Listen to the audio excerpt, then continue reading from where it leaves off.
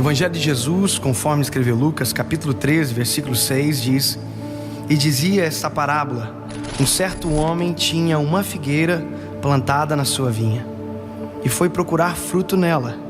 Não achando, disse ao vinhateiro: Eis que há 3 anos eu venho procurar fruto nessa figueira, e não acho. Corta, por que ela ainda ocupa a terra inutilmente? E respondendo ele, disse-lhe: Senhor, deixa este ano até que eu escave e a esterque, e se der fruto, ficará, e se não, manda cortar. Eu me lembro que quando eu era mais menino, algumas palavras que eu recebi na minha infância sobre aquilo que eu estou vivendo hoje, eu pensava que para aquilo que eu ouvi, eu tinha nascido na casa errada, eu tinha nascido no lar errado. A gente tem a impressão de que algumas coisas, para darem certo, precisam de uma indicação grandiosa, que precisam de um sobrenome. Aliás, até hoje comigo acontece muito. Dependendo do lugar aonde a gente vai, as pessoas perguntam: David Leonardo do quê? Eu digo: Martins. E eles dizem: quem é a família Martins? Porque as pessoas pensam que para tudo precisa ter um sobrenome forte atrás, uma história muito grande, alguém que corrobore aquilo que você está vivendo. Essa sensação de que nasceu no lugar errado para viver algo certo é rotineiro na cabeça de muita gente. Eu brinco dizendo que, se fosse escolher, eu queria ter nascido na casa do Silvio Santos. Já pensou que legal? Você acordar de manhã, mas vem pra cá, tomar um cafezinho com o pai. O que é que você quer hoje? R$1 milhão. Já pensou que legal? Mas não foi o que aconteceu. Eu sou de uma família normal, uma casa normal, uma história normal, de mais tantas outras histórias. Só que isso de pensar que nasceu no lugar errado para viver algo certo é a desculpa de muita gente para não frutificar naquilo que recebeu do Senhor. Quando eu leio essa parábola, eu consigo entender algo além daquilo que é a vertente teológica do ministério de Jesus durante 3 anos e todas as coisas que ele fez e não foi reconhecido dentro da sua casa. A Bíblia conta que tem uma figueira plantada dentro de uma vinha, ou seja, é uma árvore estranha no meio de todas as árvores certas, para o lugar certo. Porque não é uma plantação de figueira, é uma plantação de vinha, e no meio da vinha tem uma figueira plantada. E aí, quando eu fui estudar para entender melhor, eu coloquei no Google para como plantar uma figueira. Eu descobri que para plantar uma figueira você planta em qualquer lugar. Se você plantar uma figueira em qualquer lugar, ela vai nascer. Uma figueira não precisa de temperatura ideal, não precisa de solo ideal, vento ideal, ela nasce em qualquer lugar. Agora, uma vinha já é outra história. Para uma vinha ser plantado, ou uma videira, porque vinha é o complexo de videiras, você precisa de um solo perfeitamente controlado. A temperatura tem que ser perfeita, o vento tem que ser perfeito, porque ela é uma árvore extremamente sensível.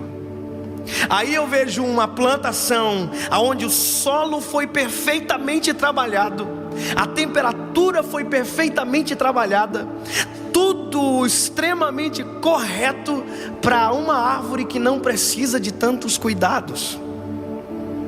E aí eu fiquei paralisado, porque eu queria entender. Uma vez eu estava no nordeste do Brasil, numa cidade onde todo o cultivo daquela cidade é cana-de-açúcar. E em todo lugar naquela cidade onde a gente passava tinha cana-de-açúcar plantada. Eu me lembro que nós estávamos numa rodovia indo de uma cidade para outra, e não havia acostamento, porque o acostamento tinha sido tomado pelo canavial. E eu disse para o pastor que me levava: pastor, isso é normal? Ele disse: é porque quem planta cana-de-açúcar não perde espaço de terra. Aonde tem terra tem uma cana plantada.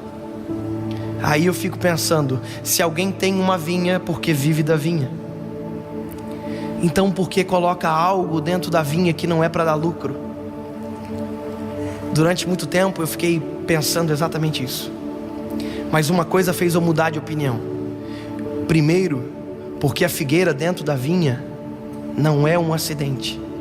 A figueira foi plantada na vinha. E para plantar exige mãos, exige cuidado. Então ela é uma figueira, mas ela é tratada de maneira diferente. E o que mais me emocionou quando eu descobri foi que você planta uma figueira em qualquer lugar, mas para ela dar fruto, ela precisa de uma temperatura ideal.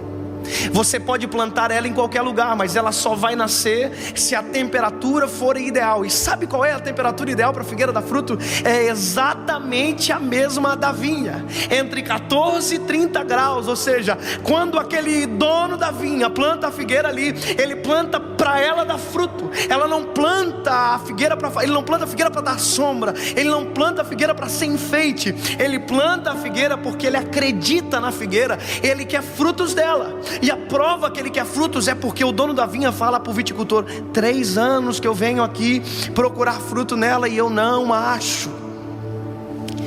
Deus é o único que coloca expectativa em quem ninguém acredita. Deus é o único que coloca expectativa em quem ninguém dá valor. Ele é o único que pega quem ninguém dá valor e coloca em um lugar especial. Ele é o único que cuida da temperatura. Ele é o único que cuida do solo. Ele é o único que cuida das estações só para cuidar de você. Porque se você não entendeu, ainda não entendeu, eu quero dizer que o que eu estou fazendo aqui tem gente melhor do que eu para fazer. Que estar aqui tinha gente que merecia mais do que você. Que viver tinha gente que merecia mais do que você e que morreu. Não é fator merecimento, é fator que o dono da vinha viu algo em mim e em você, figueirinha, que a gente não sabe explicar. Durante muito tempo eu olhava os pregadores que eu admirava e eu dizia comigo: Jesus, tem gente muito melhor para fazer o que eu estou fazendo. Às vezes me dava vergonha de pregar. Tinha congressos que eu ia e os pregadores eram chiques, inteligentes, de um alto conhecimento, e eu ia pregar e eu dizia: Senhor, eu estou no lugar errado, eu não nasci para isso. Aí eu ouço a palavra de Deus dizendo: ei, já faz 3 anos que eu venho aqui. Deus coloca expectativa na figueira. Ele ama a vinha, mas a expectativa está em você. Eu quero dizer para você: você foi plantado no lugar exato, no lugar ideal para dar frutos. Para de reclamar, para de dizer que não combina com você. A figueira tinha o mesmo complexo de inferioridade. Ela dizia: eu estou no meio da vinha. Aí o dono da vinha dizendo: mas eu quero fruto de você, figueira. Senhor, mas olha a minha volta, tem gente melhor do que eu. Aí o dono da vinha diz: mas eu plantei você aqui. Você está no lugar ideal, o solo é perfeito, o vento é perfeito, a temperatura é ideal, é para você dar fruto. Aí o dono da vinha diz: sabe de uma coisa? Me cansei. Faz 3 anos que eu venho aqui. Corta a figueira. Aí tem alguém que chega na história dizendo: dá mais uma chance.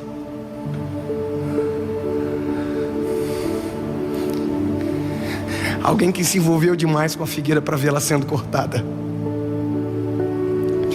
Alguém que viu a figueirinha crescer. Alguém que cuidou do crescimento da figueirinha. Ele se envolveu demais. Ele tem um amor diferenciado pela figueirinha. Ele já viu a figueirinha chorar muitas vezes. Ele já viu a figueirinha reclamar, mas ele ama a figueira. Ele diz: dá mais uma chance para a figueira. Eu me comprometo que vou cavar em derredor, vou deitar esterco. Aí o dono da vinha podia ter dito: mas você já fez tudo isso? Aí o viticultor diria: eu faço de volta. Mas você já fez tudo isso? Ele dizia: mas eu faço de volta. Aí o dono da vinha dizia: mas eu que sou o dono. Ele diz: mas você deixou eu cuidando, então eu faço de volta. Eu me comprometo, minha responsabilidade. Dá mais um ano, dá mais uma chance. E se ela não der fruto, tudo bem. Mas se não, e se der, dá mais uma chance. Será que você não precisa de mais uma chance? Será que já não passou tempo demais de você plantado no lugar certo? Pastor, eu não sei se vai dar certo. Ei, se o Senhor te plantou na sua casa, você está no lugar ideal para começar a dar frutos. Se Deus plantou você aonde você estiver, você foi plantado para dar frutos. Eu me lembro que uma coisa aconteceu comigo no ano de 2016. Eu me lembro que eu estava pregando num congresso e uma menina me procurou no final do culto dizendo: pastor, eu acabei de aceitar a Jesus e eu queria tanto que a minha família ouvisse essa palavra. Eu olhei para ela e disse: filha, não vão ouvir porque amanhã é outra palavra. Mas eu entendi o que ela queria dizer. Eu disse: mas faz o seguinte, vai para a tua casa e seja essa palavra na sua casa. Em outros termos, seja frutífera aonde você está plantada.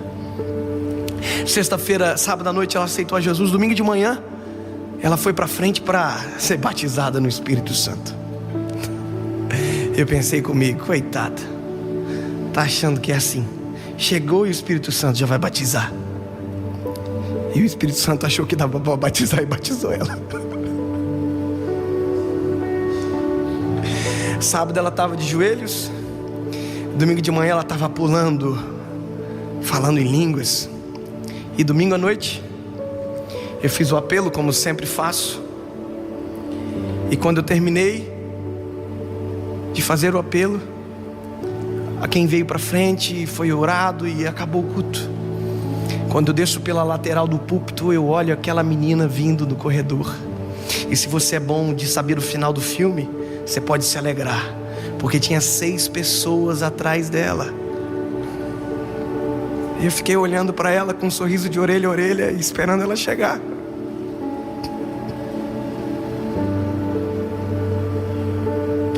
Ela era uma adolescente.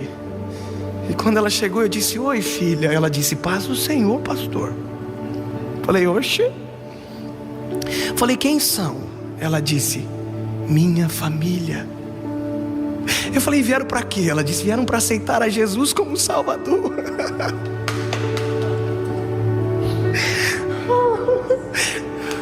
Aí eu disse para ela: filha, então eu vou orar. Pode ajoelhar todo mundo. Todo mundo ajoelhou, menos ela.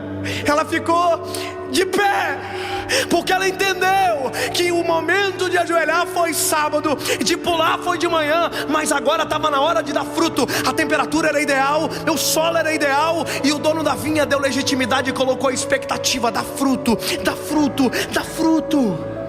E aí eu estou começando a orar, e eu pego, coloco a mão na cabeça de um e eu vou começar a orar. E eu ouço a voz dela dizendo: Jesus,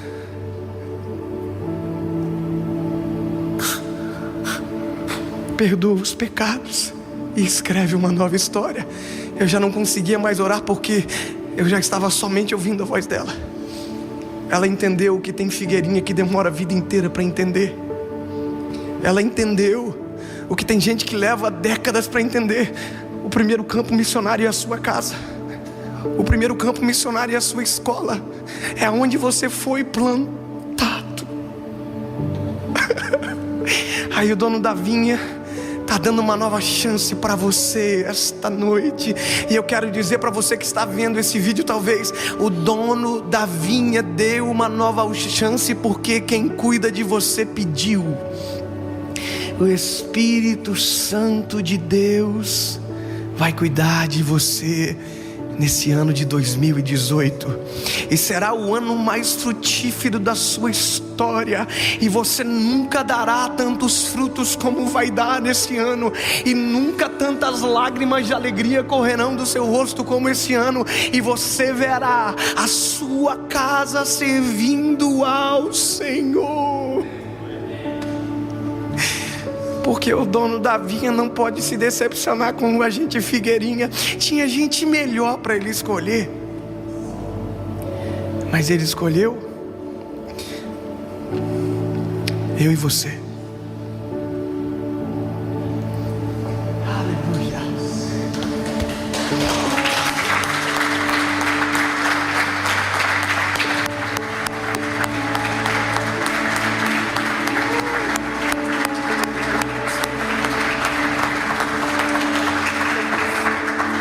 Amado Espírito Santo,